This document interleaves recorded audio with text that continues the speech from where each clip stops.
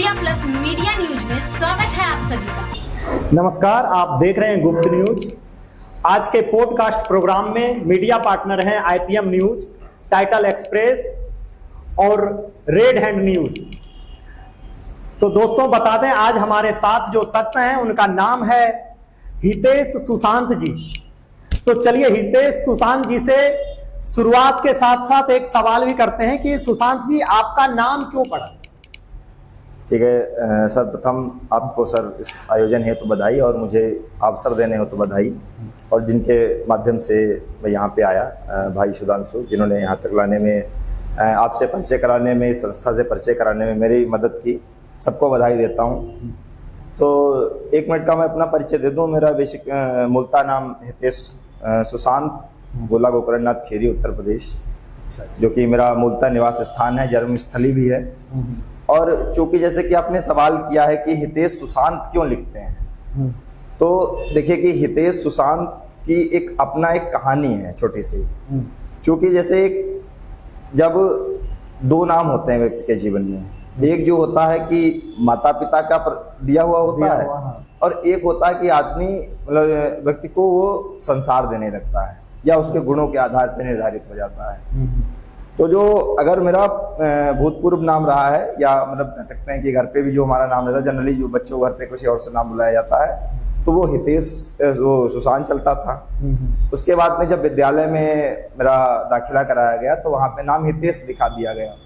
फिर जब मैं कविता के क्षेत्र में आया और कवि सम्मेलनों के क्षेत्र में आया, तो जो एक उपनाम लगाने की परंपरा चलती है। अच्छा। जैसे सूर्यकांत त्रिपाठी जी निराला लिखते आए, रामधारी सिंह दिनकर जी दिनकर लिखते आए, सभी के नाम के पीछे उपनाम लगता है। माफ कीजिएगा कि मैं अपनी तुलना नहीं कर रहा हूँ कि मैं निराला जी से या दिनकर जी से, लेकिन तात्पर्य यह है कि जैसे एक नाम के साथ में, और दूसरी बात यह है कि अगर लग जाए कि अगर हम अपने कास्ट लगाने लगते हैं तो कहीं ना कहीं ये लग जाता है कि हम एक वर्ग विशेष के व्यक्ति हो जा रहे हैं। कवि का कोई कास्ट नहीं होता। कवि का कोई कास्ट नहीं होता है। तो इसीलिए कि जो मैंने अपने दोनों नाम को सम्मिलित कर लिया, अब मैं हितेश भी हो गया, सुशांत भी हो गया।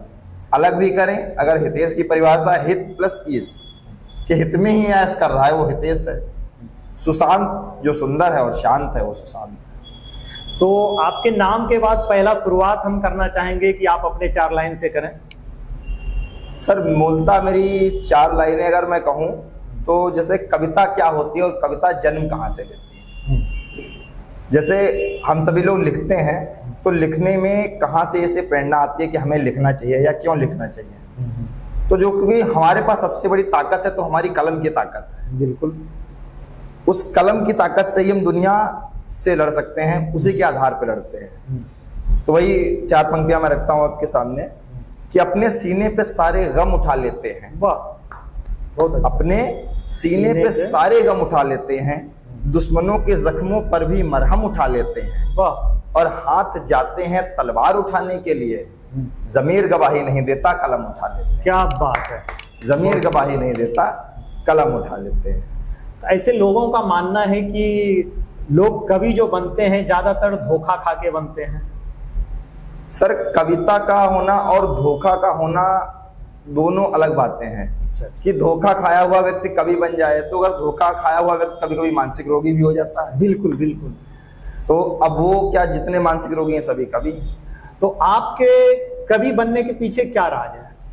सर कविता जन्म नहीं लेती है, या कभी किसी को आप बना नहीं सकते हैं। बिल्कुल, कभी जन्मजात होता है, ये मां शारदे का आशीर्वाद होता है।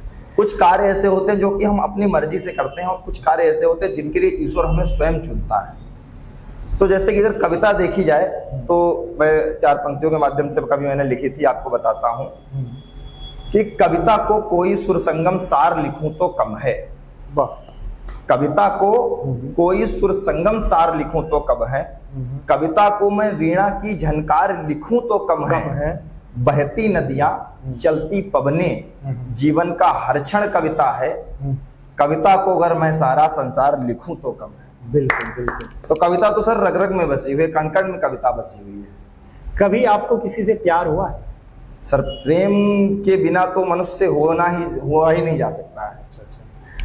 तो प्रेम कभी भी आप किसी से भी कर सकते हैं, आपको स्वयं से भी प्रेम हो सकता है, बिल्कुल। आपको अपने लक्ष्य से प्रेम हो सकता है, आपको अपने माता पिता से प्रेम हो सकता है। दूसरी चीज, सबसे बड़ी चीज होती है कि प्रेम किसी व्यक्ति का, वस्तु का मानक नहीं है। प्रेम, मेरा जैसा कि मानना है कि प्रेम एक दिव्य चीज है, एक अलौकिक चीज है, जो कि प्रेम ईश्वर द्वारा प्रदत्त है, प्रकृति का द्वारा प्रदत्त है। कि जैसे कि हम लोग कहते हैं कि जो जैसा करेंगे वैसा भरेंगे। तो जब हम लोगों से प्यार करते हैं, लोगों से प्रेम करते हैं, प्रकृति की बनाई हुई चीजों से प्रेम करते हैं, तो कभी एक पल ऐसा आता है कि प्रकृति हमें प्रेम करने लग जाती है। यदि प्यार की परिभाषा आपके कविता के द्वारा पूछा जाए तो कौन सी कविता आप कहेंगे? अगर सर मेरी कविता के माध्यम से अगर कहे जाए तो कवि को मैंने एक शेर लिखा था कि मोहब्बत की कहानी इस तरह से कुछ निराली है, किसी को लूट लेती है, किसी को है बना देती।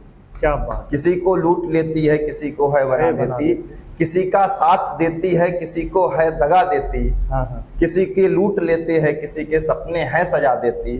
मोहब्बत की कहानी इस तरह से कुछ निराली है, किसी को लूट लेती है, किसी को है बना देती। क्या बात है! ऐसी कोई घटना जो आप शेयर करना चाहेंगे? जी सर, एक घटना मेरे जीवन में जो कि सबसे बड़ी घटी। सामान्यतः क्या होता है कि जैसे कि वो ही मुझसे छोटा है, या हम परिवारों में अपने निकलते हैं, घरों में निकलते हैं, तो अपने जो हमारे हमसे अनुज होते हैं उनको समझाते हैं कि बेटा ये करना है, ऐसा करना चाहिए। लेकिन वो काम क्यों करना चाहिए, या कभी हमने वो काम किया है तो उसका हमें परिणाम क्या मिला है। जैसे कि सामान्यतः हम कहते हैं सत्य बोलना चाहिए, बिल्कुल, लेकिन सत्य बोलना क्यों है? जैसे कि मैं भी जब बाल्यावस्था में अपनी रहा था तो मेरे भी गुरुजनों ने मुझे सिखाया कि आप सत्य बोलिए, सत्य बोलिए। लेकिन एक इसको देखा जाए तो एक प्रैक्टिकली जब इसको किया तो एक घटना मुझे याद आती कि आज से के समथिंग 10-12 साल पहले, मैं 12 या 13 साल का रहा हूँगा, तो मुझे भी कक्षा में समय सामान्यतः अध्यापकों ने पढ़ाया था कि सत्य बोलना चाहिए। तो मेरे पिताजी, मुझे याद है कि उनको एक पुरस्कार में एक ट्रांजिस्टर मिला हुआ था, बाजा एंटीने वाला। अच्छा। तो वो घर पे लेके आए, तो उस एंटीना को उन्होंने रख दिया और बोले ऐसा कि ये मेरा पुरस्कार का बाजा है, इसको जरा देखो, इस पे सेल डालो, अभी जब आएंगे तब इसको बजाएंगे, देखें ये बजता कैसा है, या सही है या नहीं सही है। अच्छा, उत्सुकता बस, उत्साह बस और जिज्ञासा बस मैंने उस ट्रांजिस्टर पे, एक बच्चे की जो बाल जिज्ञासा रहती है कि उसके बटने खोलना, उसके पेंच इधर उधर से टाइट करना, मैं लग गया उसी में। क्रियाकलाप करते हुए वो एंटीना जो था वो थोड़ा सा इस तरीके से करके खुलना था, ऐसे खुलना था। अच्छा। और मैं उसको ऐसे खोले जा रहा था, और वो क्या हुआ कि वो ऐसे खुल के वो ऐसे आ गया। मीन्स वो हमारे हाथ में आ गया, बाजा अलग, एंटीना मतलब टूट गया, वो टूट गया। अब पहले ही दिन बाजा आया है और पहले ही दिन वो एंटीना है, अब वो टूट चुका है। अब मेरे मन में आया कि ऐसा कह दे कि ऐसा है कि भैया ने गिरा के तोड़ दिया। अच्छा। मैं झूठ बोल के बच जाऊं, कह दूं कि बिल्ली आई थी, बिल्ली ने तोड़ दिया। फिर मन में आया कि बिल्ली ने एंटीना तोड़ा, बिल्ली ने पूरा बाजा काहे नहीं तोड़ा, क्योंकि जब बिल्ली गिराएगी। फिर मुझे बात याद आई कि लोग कहते हैं कि सत्य बोलना चाहिए, शिक्षकों ने भी सिखाया कि सच बोलते हैं। पिताजी वापस आए तो उन्होंने पूछा कि, बोला जरा बाजा ले आओ। तो मैं बाजा लेके गया, एक हाथ में बाजा, दूसरे हाथ में एंटीना। तो बोले ये क्या हुआ, मैं टूटे निकला था क्या? अब यहाँ पे बचने का था प्रश्न। कहता हाँ टूटे निकला था, क्योंकि गिफ्ट के अंदर खुला नहीं था। मैंने कहा नहीं, ये बना हुआ था, ये गलती से मुझसे टूट गया। फिर उनका रिएक्शन क्या था? उनका रिएक्शन था कि उन्होंने मेरा सत्य बोला, सत्य समझा, और बोले चलो कोई बात नहीं है, थोड़ा सा देख के काम किया करो, और सुबह जाना, एक हमारे जानने वाले मित्र हैं, उनकी बाजे की दुकान है, आप बाजा बनवा ले आना, और जरा जाओ चाय बना ले आओ, चाय पीते हैं। ये बहुत अच्छी बात है। ऐसा कोई घटना जिससे कि आपने गलती किया हो और वो फिर दोबारा करना नहीं चाहेंगे? सर गलतियां, जैसे कि आइंस्टाइन सर ने भी कहा है कि if you are not making mistakes it means you are learning nothing. यदि आप गलतियां नहीं कर रहे हैं तो आप सीख नहीं रहे। बिल्कुल। तो सर जब हम कहीं भी निकलते हैं तो जैसे कवि सम्मेलनों में भी गलतियां की हैं, और शिक्षा के क्षेत्र में भी गलतियां की हैं, और अपने प्रसंगों में भी, मीन्स करने का मतलब दोस्ती में भी, यारी में भी, परिवार में भी बहुत सी ऐसी गलतियां हो जाती है। अगर आप किसी एक मुख्य घटना की बात करें कि जिसको सही करना चाहेंगे, तो एक बार सर मेरे एक वक्तव्य की वजह से मेरा खास मित्र था जो कि नाराज हो गया था। अच्छा। मेरा क्या है कि मैं थोड़ा बड़बोले स्वभाव का हूं। अगर मैं आपसे थोड़ा सा घुल मिल जाऊंगा तो फिर, हालांकि अगर हमारे आपके मध्य एज का, आयु का अंतर है तो वो समाप्त नहीं होगा, लेकिन मुझे लगता है कि मैं खुल के आपसे बात अपनी कह सकता हूँ। बिल्कुल। तो खुल के बात कहने वाली बात ने कुछ ऐसा मेरे मुंह से कहलवा दिया, वो शब्द थे कि मन भर गया क्या। मन भर गया। और ये मन भर गया कि ऐसी बात आई कि उस घटना को बीते हुए 10 साल हो चुके हैं, लेकिन वो मन नहीं भरा था, लेकिन वो बात मन में जरूर भर गई थी। बिल्कुल बिल्कुल। आपका कोई ऐसा फैंस है जो आपको बार बार परेशान करता हो? सर फैन तो नहीं कोई परेशान करते हैं, लगभग सभी प्रेम करते हैं या प्रशंसा ही करते हैं। और आप कभी किसी को परेशान किए हैं? नहीं, पहले सर मैं आपको जो प्रश्न आपका पहला है उसका उत्तर दे दूं। कि एक बार एक सवाल ने मुझे जरूर परेशान किया। अच्छा अच्छा। मेरी एक लाइनें मैंने लिखी थी कि तोड़े से जो ना टूटे वो वादा मिलना मुश्किल है। वाह। तोड़े से जो ना टूटे वो वादा मिलना मुश्किल है, जितना प्रेम करेंगे उसका आधा मिलना मुश्किल है। बिल्कुल। और लाख